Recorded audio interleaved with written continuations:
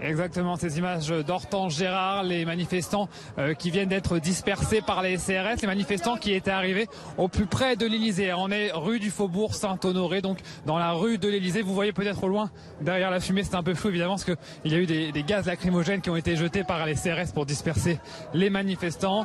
Mais de nombreux gilets jaunes, près d'un millier, des centaines en tout cas, ont réussi à s'approcher de l'entrée du palais présidentiel. C'était leur but, hein. Beaucoup étaient là, ont descendu les Champs-Élysées en fin de matinée, sont longtemps restés sur la place de la Concorde et voulaient aller affronter, ce sont leurs mots, directement Emmanuel Macron devant le palais présidentiel. C'est ce qu'ils ont fait. On a pu sentir depuis ces dernières heures la tension monter, l'ambiance se tendre ici avec des CRS parfois courir pour venir à la rescousse, des CRS un peu débordés, en tout cas ils semblaient débordés puisque ces gilets jaunes ne sont pas vraiment organisés, c'est-à-dire qu'ils se sont parfois eux-mêmes dispersés dans plusieurs rues adjacentes. À partir de là, c'est difficile de les contenir à un seul endroit.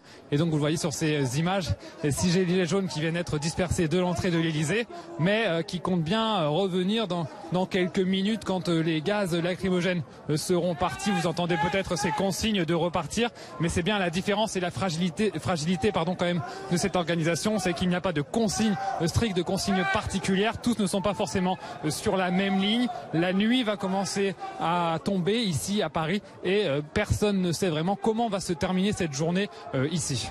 Justement, Loïc, on a vu des dizaines de gilets jaunes s'écarter donc de cette zone. Mais donc vous nous dites aujourd'hui qu'il y a des gens qui veulent faire de la résistance près du palais présidentiel. Exactement, des gens qui sont là pour en découdre tout simplement. Les slogans sont très forts contre Emmanuel Macron. C'est vraiment le président de la République qui est visé par les slogans, par les pancartes.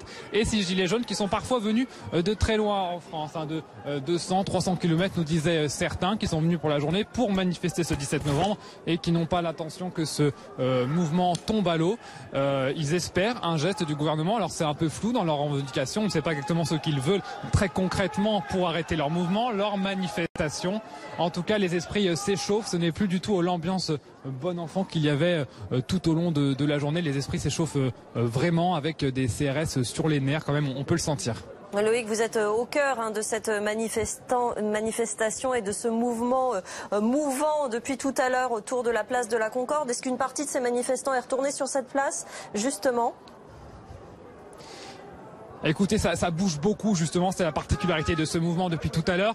Ils ont descendu les Champs-Élysées, ils se sont ensuite restés un long moment sur la place de la Concorde qu'ils ont entièrement bloqué avec des barrières bloquées à la circulation, les automobilistes, les cars remplis de touristes. Une manifestation qui, on le rappelle, n'était pas autorisée par la préfecture de police. Malgré ça, les CRS ont tenté de garder le calme. Ils n'ont pas dispersé la foule jusqu'à présent, mais ces manifestants ont tenté à plusieurs reprises de s'approcher du palais de l'Elysée, ensuite d'aller vers l'Assemblée nationale qui se trouve juste de l'autre côté de la Seine, en face de la place de la Concorde. Les rues adjacentes étaient longtemps bloquées, toutes les rues adjacentes du palais présidentiel, et les gilets jaunes qui ont réussi quand même à s'infiltrer, puisqu'il y a quelques minutes il y avait un grand rassemblement à quelques mètres seulement de l'entrée du palais de l'Elysée, on rappelle, sur cette rue du Faubourg Saint-Honoré.